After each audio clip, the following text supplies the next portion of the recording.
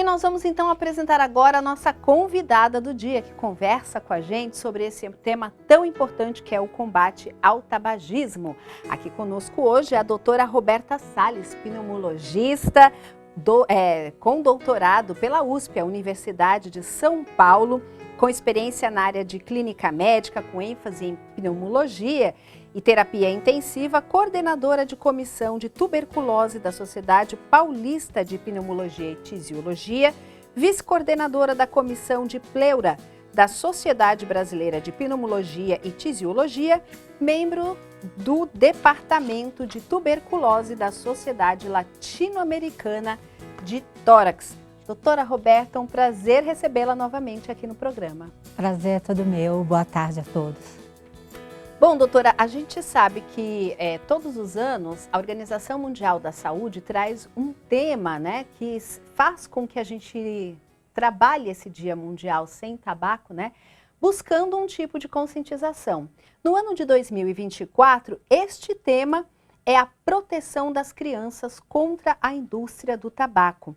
E aí o objetivo dessa campanha é alertar as novas gerações sobre os perigos do uso do tabaco e sobre as táticas da indústria para atrair esses novos consumidores e dessa forma não só manter, mas ampliar também o seu público consumidor.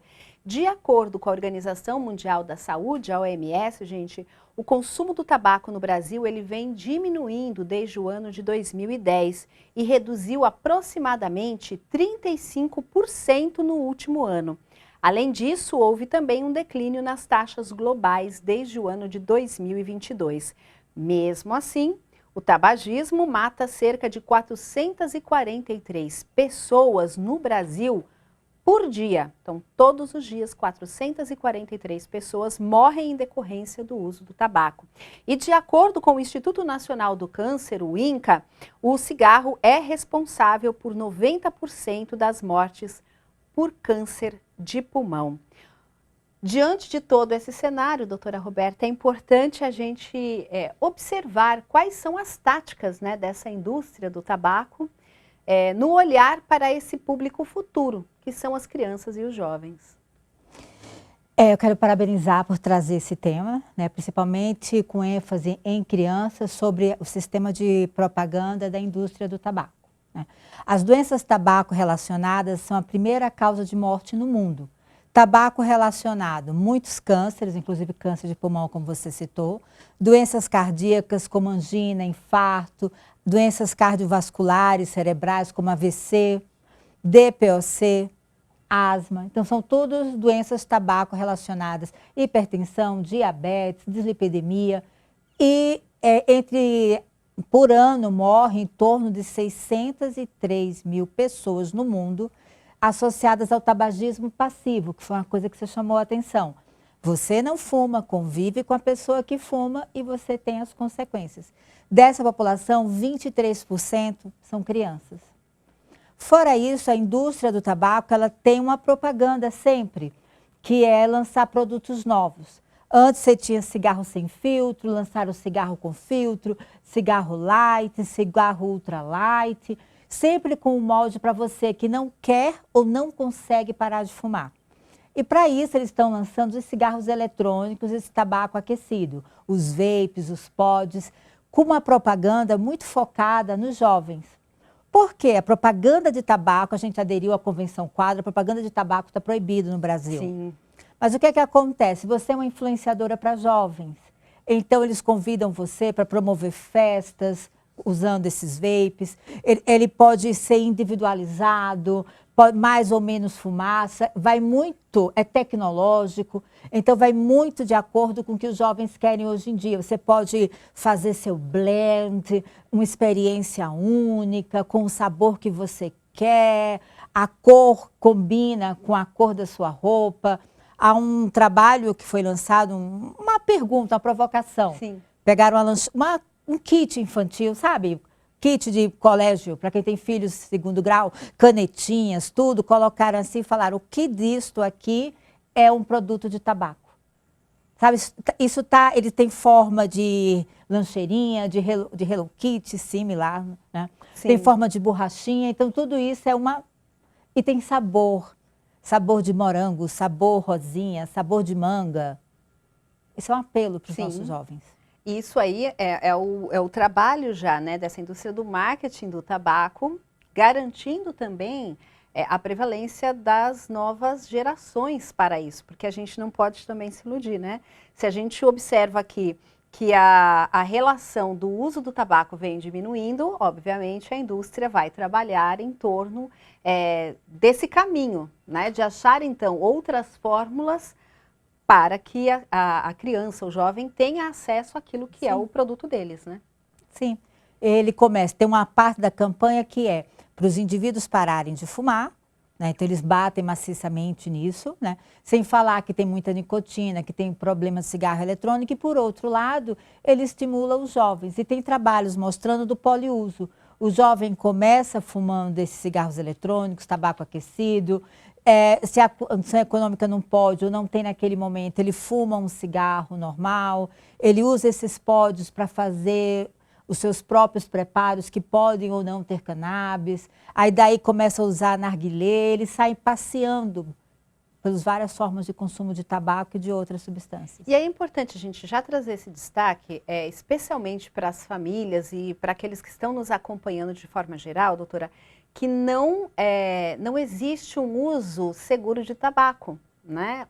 Mesmo os cigarros eletrônicos, os narguilés, eles trazem prejuízos para a saúde, muitas vezes ainda maiores prejuízos. Eles trazem maiores prejuízos, sim, porque, primeiro, a indústria está investindo em nicotina sintética. Então, ela faz misturas químicas, aumentando o número de sais, ela aumenta a concentração. Então, um pod daquele, quando você vai ver, tem assim, um pod tem escrito 3%. Aí você pensa que é uma coisinha pouca, 5%, mas a concentração de nicotina ali, às vezes, é equivalente a 3, 4 maços de cigarro. Primeiro é isso, a maior concentração. Segundo, ele mistura com substâncias cujo uso está aprovado, mas não para inalar. Ele mistura com cafeína, tudo bem tomar café. Ele mistura com chocolate, tudo bem. Mas a gente não sabe o efeito dessas substâncias inaladas. Que vai para o pulmão. Que vai para o pulmão. Outra, eles têm um sistema de bateria, né? Nessas baterias tem níquel. Quando você esquenta esses produtos, essas substâncias também vão para o pulmão.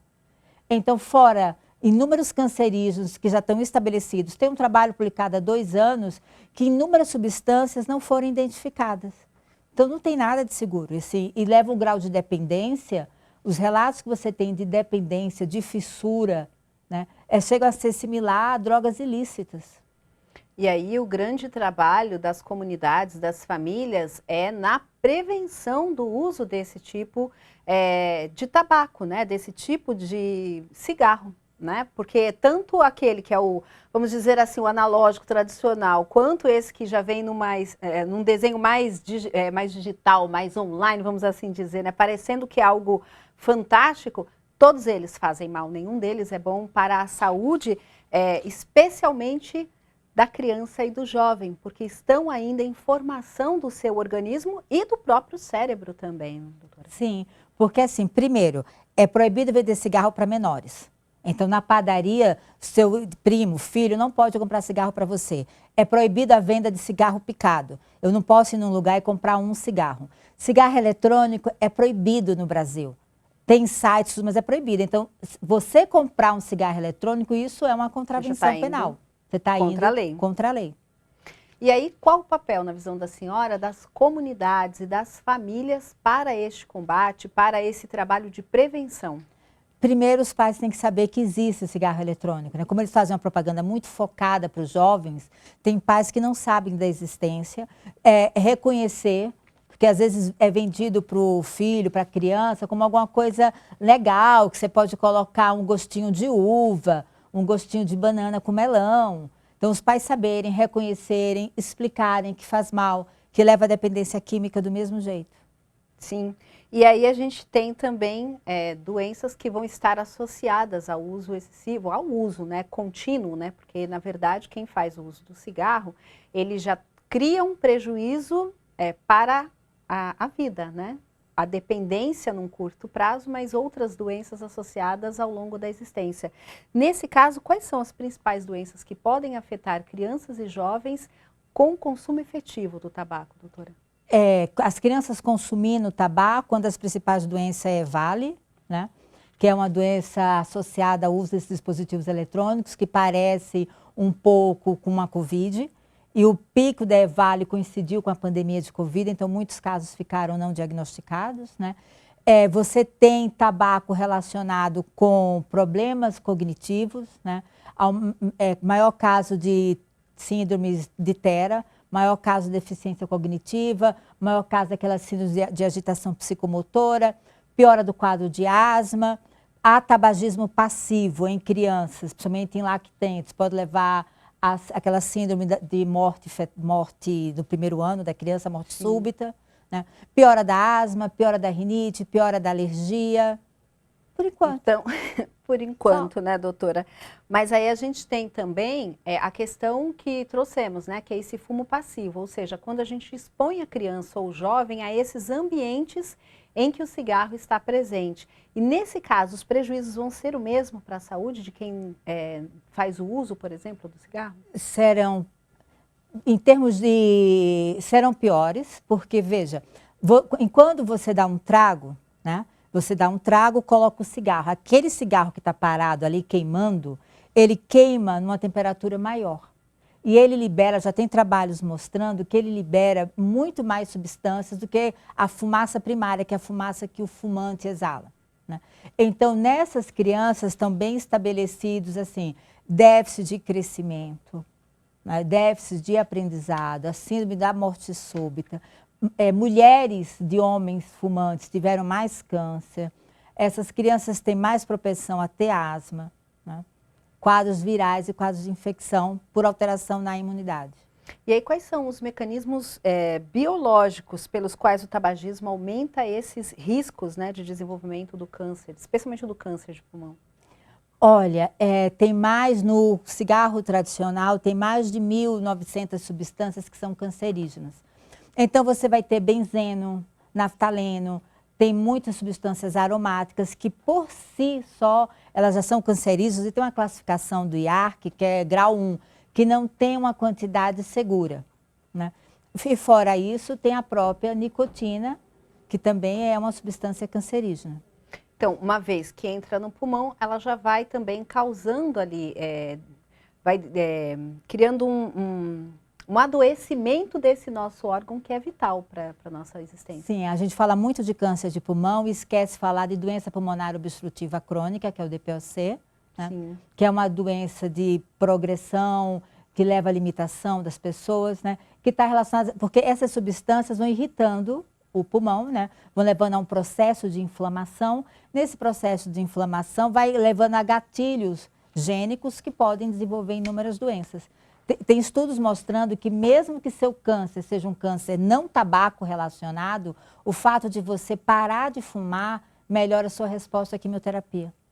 E no caso das lactantes, doutora, isso já vai afetar também o bebê dentro do ventre dessa mãe? Gravidez e lactação sempre é uma coisa difícil de abordar, porque tem muitos trabalhos sobre isso. Primeiro, o seguinte, é difícil para a mulher assumir que fumou durante a gravidez. Então, para essas mulheres que estão grávidas e fumam, sim, fora as alterações que ela tem, acredita-se, já tem trabalhos mostrando isso, que se a minha mãe fumou na gravidez, mesmo que eu não fume, materiais, delações genéticas podem ser passados para o meu filho. Então, sim, pode até pular uma geração. E no caso, se eu fumo durante a gravidez, você pode ter descolamento prematuro de placenta, maior taxa de abortamento, parto prematuro, bronquiolite, né, que é aquela doença respiratória grave em crianças, menor peso. E tudo isso vai afetar essa saúde da criança. Tudo isso afeta essa saúde. Agora, como nós estamos hoje buscando essa reflexão no Dia Mundial Sem Tabaco, eu gostaria que a senhora deixasse também esse esclarecimento sobre aqueles que nos acompanhando estão pensando em como fazer para parar, né? Uma vez que a gente falou bastante hoje aqui sobre prevenção, buscar a saúde integral do nosso corpo é extremamente importante. Então, uma vez que estamos neste caminho, às vezes muitos pais acompanhando falam, olha, não tinha essa informação sobre o cigarro eletrônico, achei que aquilo era um dispositivo seguro, né, no uso que o meu filho ou o adolescente que eu tenho aqui em casa faz. Quais os cuidados, as recomendações e como a gente pode trabalhar esse tratamento? Então, com relação ao tratamento, assim, vamos começar pelas coisas boas, tá? Isso. Começar pelas coisas boas. Tem tratamento, o programa de saúde da família, das unidades básicas de saúde, estão aptas para começar esse tratamento, né? Primeiro tripé desse tratamento é acompanhamento e aconselhamento psicológico, né? Explicar sobre conhecimento, ter essa conversa que a gente teve com maior informações sobre o que é uma dependência química, né? A indústria fala hábito. Hábito dá uma coisa leve, né? Eu tenho um hábito de tomar água, eu tenho um hábito de fazer atividade física. Não é um hábito. E também tirar essa característica como vício, porque vício gera há um peso, né? Que muitos pacientes falam, eu tomei vergonha e parei de fumar. Não é isso, é uma dependência. Sim. É uma dependência química que é aceita, que não existe pressão social. Então, por isso que é mais difícil. Então, explicar técnicas de manejo, de fissura, né? E medicação. Infelizmente, há um estudo com a cisarina, que é uma droga que está vindo de fora do Brasil, certo, que ainda não está aprovada aqui, né? Nós temos PETs de nicotina, temos bupropiona, né? E algumas formas de exposição à nicotina, como spray nasal, não tem no Brasil.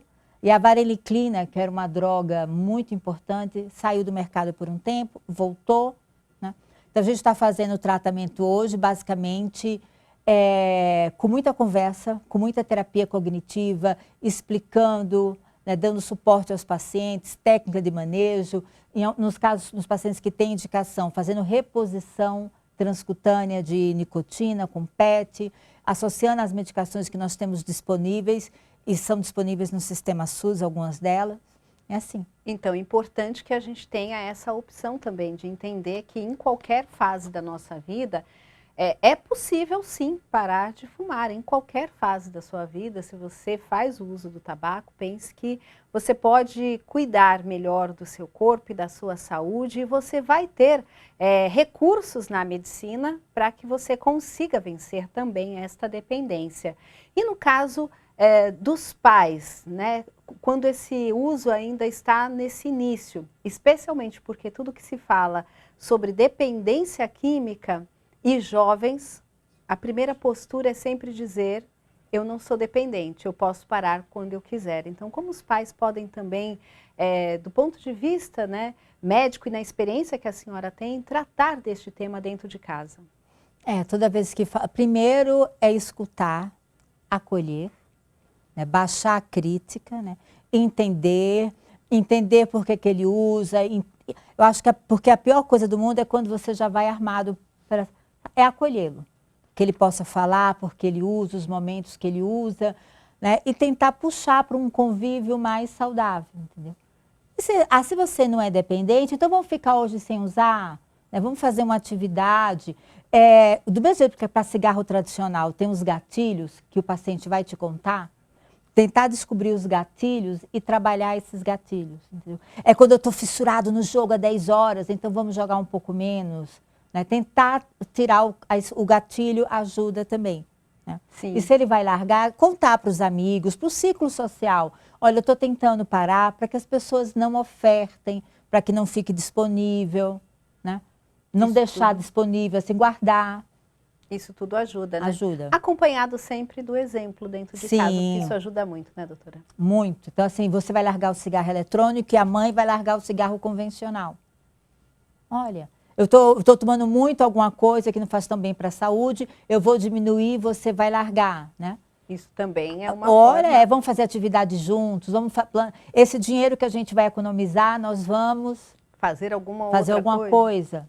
Né? É verdade. Doar para a LBV, para ajudar os nossos amigos no Rio Grande do Sul, né? Aliás, essa é uma ótima causa para a gente poder mobilizar também a parada aí, né, do uso do tabaco. Sim.